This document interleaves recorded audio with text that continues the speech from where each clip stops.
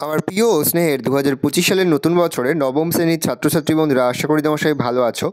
আজ আমরা যে বিষয়টি নিয়ে আলোচনা করব, নবম শ্রেণীর ফার্স্ট সামেটিভ অর্থাৎ প্রথম পর্যায়ক্রমিক মূল্যায়নের ভৌত বিজ্ঞানের কোশ্চেন পেপার নিয়ে। দেখো সরাসরি স্ক্রিনে কিন্তু আমরা নবম শ্রেণীর ফার্স্ট সামেটিভ অর্থাৎ প্রথম পর্যায়ক্রমিক মূল্যায়নের ভৌত বিজ্ঞানের কোশ্চেন পেপারটা দেখতে পাচ্ছ। ফুল মার্কস তোমাদের রয়েছে 40, আর সময় তোমাদের রয়েছে 1 ঘন্টা 20 মিনিট। একে থেকে রয়েছে সঠিক উত্তর নির্বাচন করলে হচ্ছে কোনো 8টি, প্রতিটি প্রশ্নের মান 1 করে 1 × 8 = 8। বেশ কয়েকটি প্রশ্ন দেওয়া রয়েছে, তার মধ্যে থেকে যে কোনো 8টি প্রশ্ন তোমাদের উত্তর করতে হবে। আর প্রথম শক্তির মাত্রিয় সংকেত হলো ml (2), ml² (2), ml² (3), ml(1), তবে ml² (2). একটি লব্ধ একক হলো আলোকবর্ষ, অ্যাম্পিয়ার, ক্যান্ডেলা, জুল, তবে জুল। প্রদত্ত কোনটি দৈর্ঘ্যমাপের একক? লিপিয়র, সৌর দিবস, আলোকবর্ষ, ওহম, তবে আলোকবর্ষ। প্রদত্ত কোনটি স্কেলার রাশি? বল, ভরবেগ, ত্বরণ, কার্য, তবে কার্য। সমতরঙ্গের গতিশীল কণার বেগ সময় লেখচিত্র একটি সরলরেখা, পরাবৃত্ত, অধিবৃত্ত, উপবৃত্ত, সরলরেখা। রকেট উৎক্ষেপণের মূল নীতি যে সূত্রে নিহিত তা হল নিউটনের প্রথম গতিসূত্র, নিউটনের দ্বিতীয় গতিসূত্র, নিউটনের তৃতীয় গতিসূত্র, শক্তি নিতান্ত সূত্র, নিউটনের তৃতীয় গতিসূত্র। এর কোন কক্ষের ইলেকট্রন বর্জিত হয়ে Al3+ গঠিত হয়? KLMN, উত্তর হবে M। পরে ত্বরণ সময় লেখচিত্র দ্বারা আবদ্ধ ক্ষেত্রফল হলো কণার বেগ, সরণ, ত্বরণ, অতিক্রান্ত দূরত্ব, বেগ। ক্যাথোড রশ্মির উৎপাদান হলো প্রোটন, ইলেকট্রন, নিউট্রন না আয়ন, উত্তর হবে ইলেকট্রন। হচ্ছে আলফা কণার বিচ্ছুরণ পরীক্ষার সাহায্যে আবিষ্কৃত হয় ইলেকট্রন, প্রোটন, নিউট্রন না নিউক্লিয়াস, তবে প্রোটন। হচ্ছে প্রোটন আবিষ্কার করে রাদারফোর্ড, থমসন, গোল্ডস্টাইন, স্যাডউইক, উত্তর হবে রাদারফোর্ড। 2 দাগে রয়েছে নিচের প্রশ্নগুলির নির্দেশ অনুযায়ী উত্তর দাও। যে কোনো 7টি প্রতিটি প্রশ্নের মান 1 করে 1 × 7 = 7। তড়িৎ প্রবাহ মাত্রা কী ধরনের রাশি? উত্তর হবে স্কেলার রাশি। সাধারণ স্কেলের লঘিষ্ঠ ধ্রুবকের মান কত? 0.1 সেমি। রয়েছে 1 আলোকবর্ষ = ড্যাশ কিলোমিটার, 9.46 × 10^12 কিলোমিটার। এই সাইডে বলের একক কী হতো? নিউটন। ভর ঘনত্ব × ড্যাশ আয়তন। কোন রাশির মূল একক SI ও CGS দুই পদ্ধতিতে অভিন্ন? উত্তর হবে সময়। বেগ সময় লেখচিত্রের নতি কোন ভৌত রাশিকে নির্দেশ করে? উত্তর হবে ত্বরণ। দড়ি টানাটানি খেলায় দড়ির উভয় প্রান্তে 15 নিউটন টান প্রয়োগ করলে দড়িতে টান কত হবে? 30 নিউটন। পরমাণুর সবচেয়ে ভারী কণা কোনটি? উত্তর হবে নিউট্রন। SIতে ইলেকট্রনের ভর কত? 9.11 × 10^31 কেজি। পরে হচ্ছে 3 দাগে নিচের প্রশ্নগুলি সংক্ষিপ্ত যে কোনো 8টি প্রতিটি প্রশ্নের মান 2 করে 2 × 8 = 16। ভৌত রাশি কাকে বলে? কয়েকটি ভৌত রাশির উদাহরণ দাও। যে সমস্ত প্রাকৃতিক বিষয়কে প্রত্যক্ষ বা পরোক্ষভাবে পরিমাপ করা যায় তাদের ভৌত রাশি বলে। যেমন দৈর্ঘ্য, ভর, উষ্ণতা, কার্য, সরণ, বেগ, ত্বরণ, বল প্রভৃতি হলো ভৌত রাশি। লব্ধ একক কাকে বলে? খুবই গুরুত্বপূর্ণ একটা প্রশ্ন। যে সমস্ত ভৌত রাশি এক বা একাধিক মূল এককের সাহায্যে গঠিত হয় সেই সমস্ত ভৌত রাশিকে বা ভৌত রাশির এককগুলিকে লব্ধ একক বলা হয়। যেমন বেগ, ত্বরণ, ভরবেগ, বল, কার্য প্রভৃতি রাশির একক হলো লব্ধ একক। বেগ হলো কোনো বস্তুর সরণের হার। বেগের একক হলো লব্ধ একক, তা লিখিত পদ্ধতিতে বোঝা যায়। S = ½ AT³ সমীকরণে S হলো দূরত্ব, A হলো ত্বরণ, T হলো সময়। মাত্রা বিশ্লেষণ পদ্ধতিতে সমীকরণটি সঠিক কিনা যাচাই করো। দূরত্ব, ত্বরণ ও সময়ের মাত্রীয় সংকেত হলো L, LT⁻² ও T। S = ½ AT³ সমীকরণে বামপক্ষের মাত্রীয় সংকেত L ও ডানপক্ষের মাত্রীয় সংকেত LT⁻² × T³।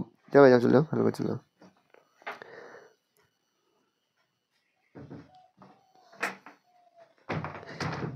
S = ½ AT³ সমীকরণে S হলো দূরত্ব, A হলো ত্বরণ, T হলো সময়।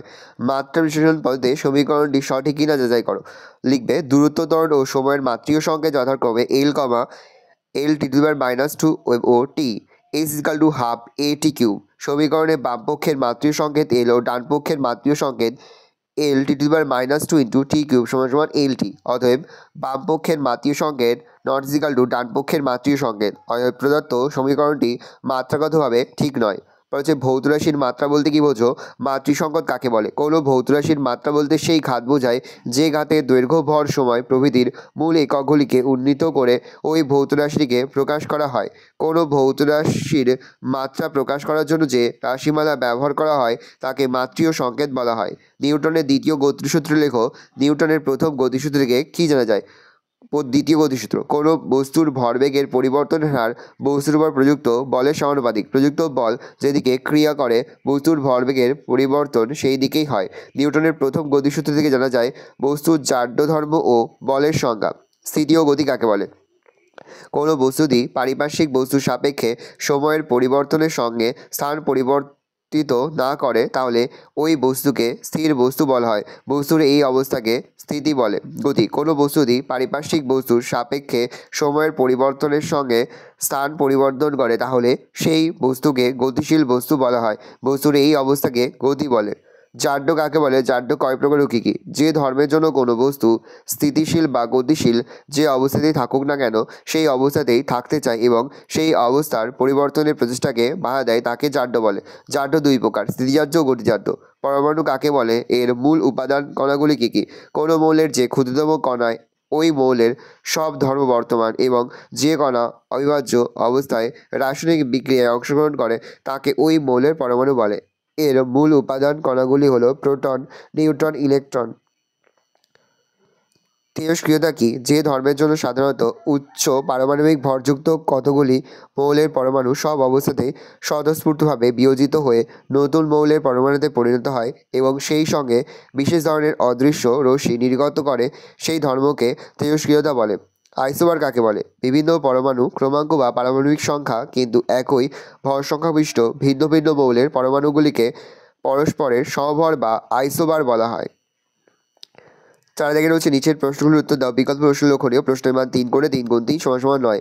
স্কেলার ও ভেক্টর রাশির মধ্যে পার্থক্য লেখো। স্কেলার রাশি শুধুমাত্র মান আছে, অভিমুখ নেই। ভেক্টর রাশির মান অভিমুখ 2 আছে।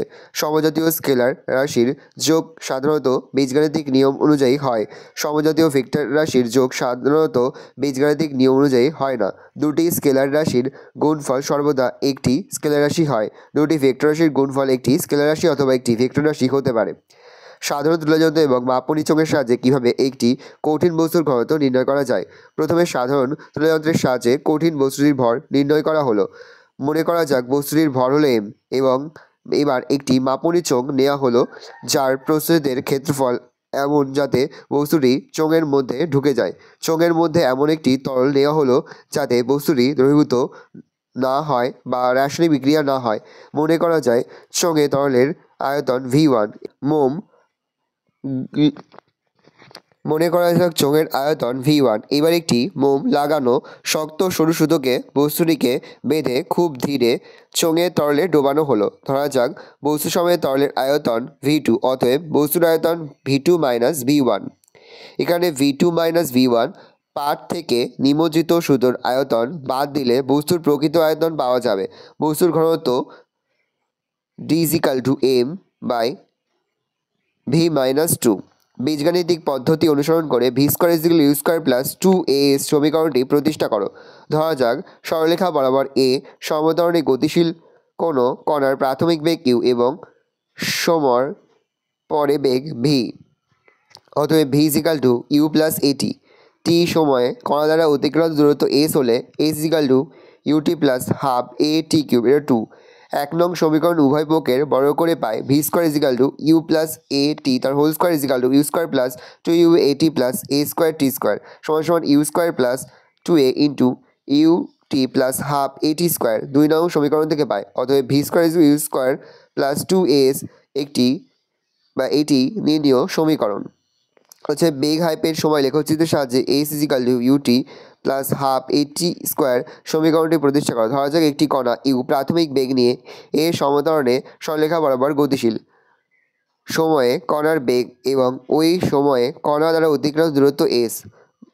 12 নং চিত্রে ox ও oy হলো পরস্পর লম্বভাবে অবস্থিত দুটি অক্ষ। x অক্ষ বরাবর সময় ও y অক্ষ বরাবর বেগকে প্রকাশ করা হলে এই সরলরেখার কণার বেগ হাইপেন সময় v_t লেখচিত্রকে প্রকাশ করে, যেখানে OA = u হলো কণার প্রাথমিক বেগ। এই বিন্দুতে অঙ্কিত সময় হাইপেন অক্ষের সমান্তরাল f সরলরেখার কণার ত্বরণহীন অবস্থায় বেগ হাইপেন সময় লেখচিত্রকে প্রকাশ করে। কোনো নির্দিষ্ট সময় OB = t তে কণার বেগ BC = v = u = ft। t সময়ে কণা দ্বারা অতিক্রান্ত দূরত্ব AC equal to trapezium OA CB এর ক্ষেত্রফল half OA plus BC into OB, তাহলে half U plus AT XT is equal to 2UT plus AT square, তাহলে AC is equal to UT plus half AT square. বলছে আইনি ভবন কাকে বলে, isotope কাকে বলে, ইলেকট্রন ও প্রোটনের মধ্যে দুটি সদৃশ্য লেখো। বাইরে থেকে শক্তির যোগান পেয়ে পরমাণুর সর্বস্থ কক্ষপথ যে ইলেকট্রন কণা বাইরে বেরিয়ে যাওয়ার ফলে পরমাণুর ক্যাটায়নে পরিণত হওয়ার ঘটনাকে আইনি ভবন বলে। প্যারা চেঞ্জ করে লিখবে কোনো মৌলের বিভিন্ন পরমাণু যাদের পারমাণবিক সংখ্যা একই কিন্তু নিউক্লিয়াসে ভিন্ন সংখ্যক নিউট্রন থাকার ফলে ভর সংখ্যা আলাদা হয় তাদের ওই মৌলের আইসোটোপ বলে। ইলেকট্রন প্রোটনের মধ্যে দুটি সদৃশ্য লেখো। ইলেকট্রন ও প্রোটন উভয় পরমাণুর গঠনের একটি মূল উপাদান। ইলেকট্রন ও প্রোটন উভয়ে আধানের পরিমাণ সমান। রাদারফোর্ডের পরমাণুর গুণাবলীগুলি লেখো। রাদারফোর্ডের পরমাণুর গুণাবলীগুলি হলো 1, এই মডেলে প্রথম নিউক্লিয়াসের অস্তিত্ব ধারণা পাওয়া যায়। পরমাণুর সমগ্র ভর ও ধনাত্মক আধান নিউক্লিয়াসের কেন্দ্রীভূত হয়ে আছে, এই ধারণা পরবর্তীকালেও স্বীকৃত হয়েছে। 2, পরমাণুর নিউক্লিয়াসের বাইরে বিভিন্ন কক্ষপথে ইলেকট্রনগুলি আবর্তনের ধারণা এই মডেলে প্রথম পাওয়া যায়। 3, নিউক্লিয়াসে যত সংখ্যক প্রোটন আছে নিউক্লিয়াসের বাইরে বিভিন্ন কক্ষপথে আবর্তনরত ইলেকট্রনের সংখ্যাও ততই। এই ধারণা থেকে পরমাণুর নিস্তড়িত প্রসারণতার ধারণা পাওয়া যায়। ভালো করে দেখে নাও, এই রয়েছে টোটাল তোমাদের ফার্স্ট সামারি অর্থাৎ প্রথম পর্যায়ক্রমিক মূল্যায়নের নবম শ্রেণীর ভৌতবিজ্ঞানের কোশ্চেন পেপার। ভালো করে কোশ্চেনটা দেখে নাও। আশা করি ভিডিওটা ভালো লেগেছে। ভিডিও ভালো লাগলে ভিডিও লাইক করতে ভুলবেন না। আমার নতুন হাউস লাল করে সাবস্ক্রাইব প্রেস করে পাশে বেল আইকনটা প্রেস করে যখন নতুন কোনো ভিডিও আপলোড করি সবার ফার্স্ট নোটিফিকেশন তোমরা পেয়ে যাও। আর এই ভিডিওটি তোমার বন্ধু বান্ধবী আত্মীয় স্বজন সবার মধ্যে কিন্তু অনেক শেয়ার করে যারা বছর নবম শ্রেণীতে পড়ছে। আমরা কিন্তু ইতিমধ্যে নবম শ্রেণীর প্রতি বিষয়ে সিলেবাস প্রশ্নকার এবং নমুনা প্রশ্নপত্র কিন্তু আপলোড করে দেবো। এখনও পর্যন্ত সেই ভিডিওগুলো না দেখে থাকো, ভিডিওগুলো কিন্তু তাড়াতাড়ি দেখে নাও। তোমাদের সকলকে জানাই আগাম পরীক্ষার অনেক শুভেচ্ছা এবং অভিনন্দন। আশা করি সকলের পরীক্ষায় খুব ভালো হবে। কোনো প্রশ্নের উত্তর লিখতে বা বুঝতে যদি কোনো রকম অসুবিধা হয় তাহলে কিন্তু নির্দ্বিধায় কমেন্ট করে জানাতে একদমই ভুলবে না। ভালো তোমরা কোশ্চেনটা দেখে নাও।